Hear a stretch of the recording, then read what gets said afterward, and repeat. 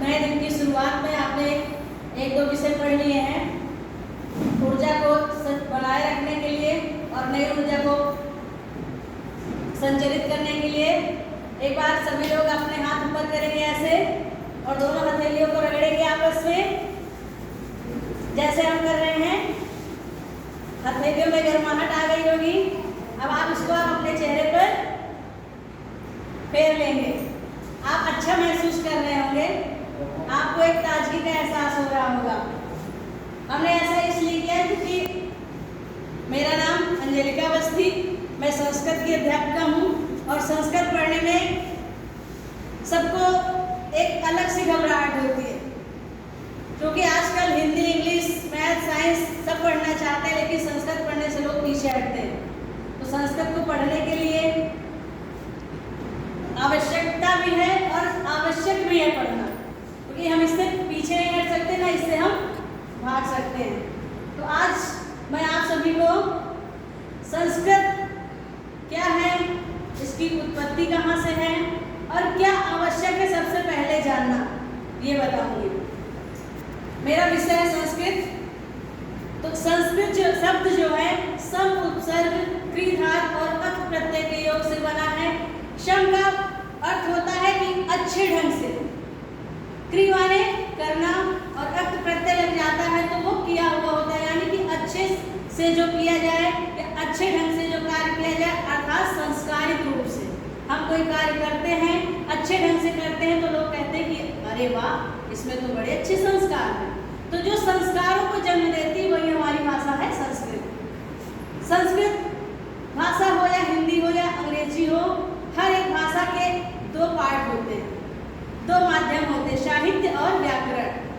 अगर हम संस्कृत साहित्य की बात करें तो हमारा प्राचीन जो इतिहास है वो हमारे संस्कृत साहित्य में ही समाहित है। संस्कृत भाषा में ही लिखे हुए हमारे वेद, पुराण, उपनिषद, ग्रंथ सभी संस्कृत में ही मिलते हैं और उन्हीं का अनुवाद करते हुए हम अन्य भाषाओं की तरफ बढ़ते हैं। हमारी संस्कृत भाषा ऐसी है जो सभी भाषाओं की जननी है। यहाँ तक कि आज चिकित्सा के क्षेत्र में या अन्य क्षेत्र में जितना भी विज्ञान आगे बढ़ रहा है वो सब हमारी संस्कृत भाषा में पहले से ही समाहित है, लिखा हुआ है। उसी का उपयोग आज हम हर एक क्षेत्र में देख पा रहे हैं, लेकिन वो हम नहीं जान पा रहे क्योंकि हम संस्कृत से अनभिज्ञ हैं। हम नहीं जान पा रहे हैं कि संस्कृत हमारी कितनी महान है। तो हम व्याकरण की बात करते हैं। संस्कृत के जो सबसे जनक है या पिता के रूप में कहे जाते हैं, महर्षि पाणिनि का नाम आपने सुना होगा। पाणिनि ने संस्कृत व्याकरण की भाषा की उत्पत्ति की है। और व्याकरण आया कहाँ से? तो सबसे पहले संस्कृत को पढ़ने से पहले सर्वप्रथम हम माहेश्वर सूत्र के बारे में जानेंगे। तो हमारा जो टॉपिक होगा वो माहेश्वर सूत्र होगा।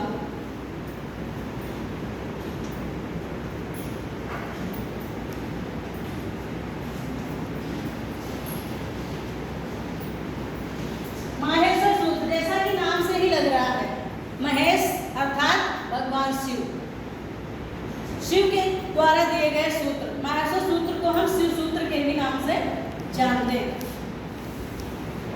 ऐसा पढ़ने में मिलता है और वास्तविकता भी है कि महर्षि पाणिनि ने लगातार भगवान शिव की आराधना की, तपस्या की और भगवान शिव प्रसन्न हुए। उन्होंने अपने डमरू को 14 बार बजाया। डमरू की जो डम डम की आवाज निकली, जो ध्वनि निकली, उसको महर्षि पाणिनि ने सूत्र रूप में लिपिबद्ध कर लिया। उसको डम डम का नाम ना दे करके उन्होंने सूत्र रूप में लिपिबद्ध किया और 14 सूत्र बनाए। उन 14 सूत्रों की जो एक श्रृंखला है वो माहेश्वर सूत्र कहलाती है। तो वो सूत्र कौन से हैं हम उनके बारे में जानेंगे।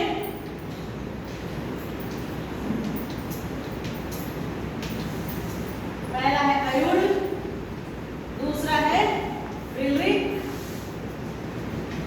तीसरा है एओंग, चौथा है ऐऔज, पांचवा है हैमरट,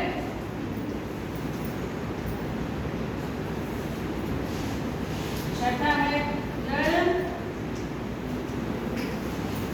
सातवां है अय्यम गणनम,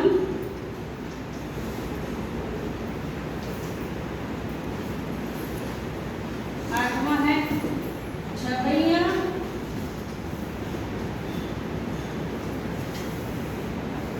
नौवां है दस,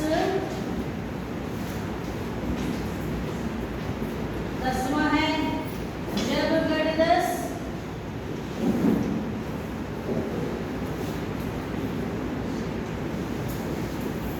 11वां है कब छठत चटतो,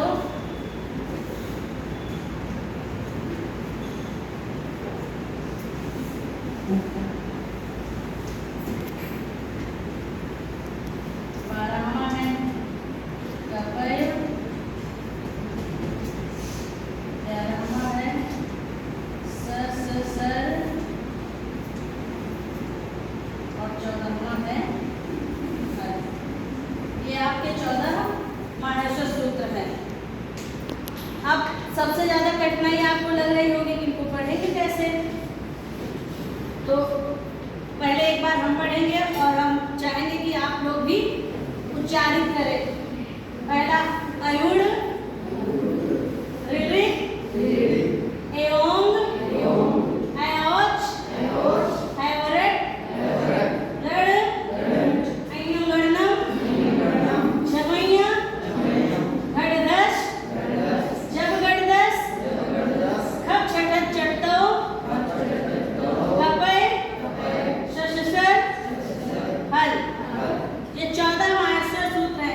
आप हिंदी वर्णमाला पढ़े हैं, संस्कृत की भी अपनी वर्णमाला है, उसी से ही आगे का व्याकरण और जितना भी साहित्य बना है, तो इन्हीं माहेश्वर सूत्रों से ही सारी वर्णमाला बनी हुई है। आप सूत्र 1 से 4 तक में आप देखेंगे स्वरों की संख्या है इसमें सभी स्वर है, जितने भी स्वर है वर्णमाला में वो सब सूत्र 1 से 4 के बीच में है। और 5वें में आपको अंतस्थ व्यंजन मिलेंगे, 5वें और 6वें में। 7वें में आपको सभी वर्गों का पंचम अक्षर, जो का वर्ग, च वर्ग, जो वर्ग का 5 वर्ग हैं, पंचम वर्ग, उनका 5वां अक्षर मिलेगा आपको। और 8वें और 9वें में आपको चौथा वर्ण मिलेगा। 10वें में आपको प्रत्येक वर्ग का तीसरा वर्ण मिलेगा, जैसे का, खा, गा, तो इसमें गा मिलेगा, च, छ, ज, तो ज मिलेगा। मतलब प्रत्येक 5 वर्ग का तीसरा अक्षर आपको 10वें सूत्र में मिलेगा। 11 और 12वें में आपको पहला और दूसरा वर्ण मिलेगा। 13वां में आपको ऊष्म व्यंजन मिलेंगे, 13 और 14 में। आप देख रहे होंगे जो अंतिम वर्ण है, ये किति संज्ञक वर्ण कहे जाते हैं, जो हलंत युक्त है, जिनमें हलंत लगा हुआ है। जब हम गणना करते हैं तो इनकी गणना नहीं होती है, प्रत्याहार बनाने के समय इनका प्रयोग होता है। और बाकी के जो हा एक ऐसा वर्ण है जो माहेश्वर सूत्र में 2 बार आया है। बाकी इति संज्ञक वर्ण 2 बार आए हैं, लेकिन हा ऐसा वर्ण है जो इति संज्ञक वर्ण ना होकर के भी 2 बार आया है। तो मुझे लगता है कि आप लोगों को माहेश्वर सूत्र के बारे में सही समझ आ गया होगा। आपका आज का गृह कार्य है कि इनको नोट कर लीजिए और याद करिए। धन्यवाद।